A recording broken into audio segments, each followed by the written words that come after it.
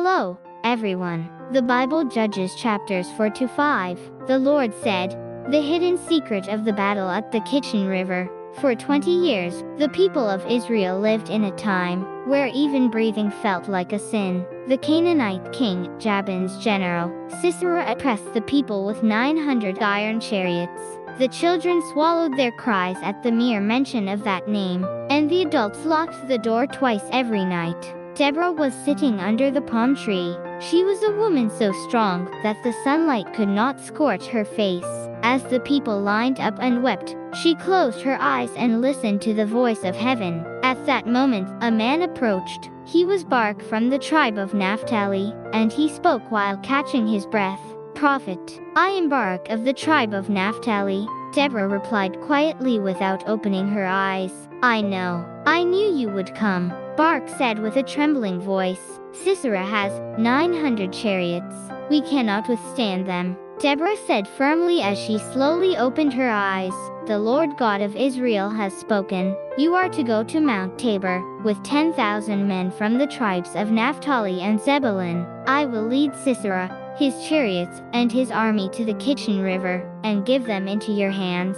Barak's face turned pale as he took a step back and said, I can't do it alone. You have to go with me. All right, I will surely go with you. However, the glory will not be yours, for the Lord will deliver Sisera into the hand of a woman. Now, 10,000 people have gathered at the top of Dabble Mountain. The sword was rusty, and the spear was broken, but the gaze was still alive.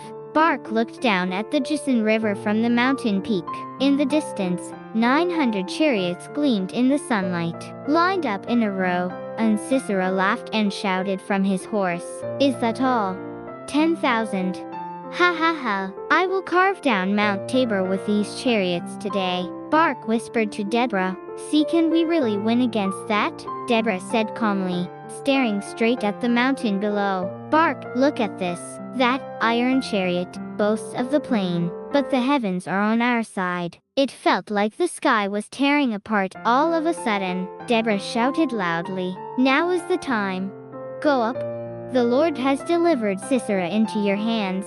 The roar of 10,000 echoed down the mountains, but then dark clouds gathered in an instant, and lightning split the sky white. A torrential rain poured down. The Kishon River suddenly became a raging beast. Sisera shouted while getting soaked in the rain. What is this? The wheels won't turn. It's mid. Pull it out. The Canaanite soldiers shouted in terror, Run away. The river has swollen. The chariot is a grave. Triple-A. Deborah shouted loudly, as if singing, getting drenched in the rain. The stars fought in the heavens, and they fought against Sisera in their orbits. Kishon River, my soul, strive hard. Barak shouted as he ran with his sword, stepping through the mud. Chase them. Leave no one alive.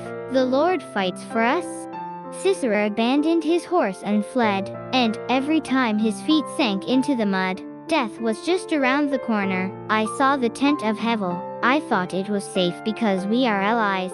Sisera, panting, sat down in front of the tent and said, Water, some water. Yael said softly as she gently opened the tent flap. My lord, please come in. Do not be afraid. Sisera said with relief, If anyone comes, just tell them I'm sleeping. After drinking warm milk, Sisera fell asleep for the first time in 20 years, the sound of his snoring filling the tent. Yael whispered, O Lord, it's now. At the moment the hammer fell, the stake pierced through the head and was driven into the ground. Sisera could not wake up, even in her dreams, and took her last breath.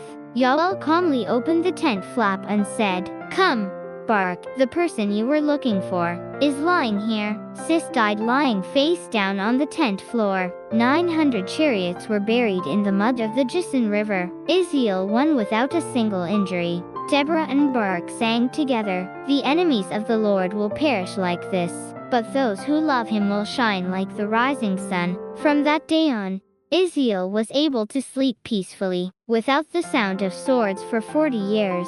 A single word under the palm tree moved heaven and earth and changed history. Everyone, can you feel God's miracle so vividly? Then see you next time.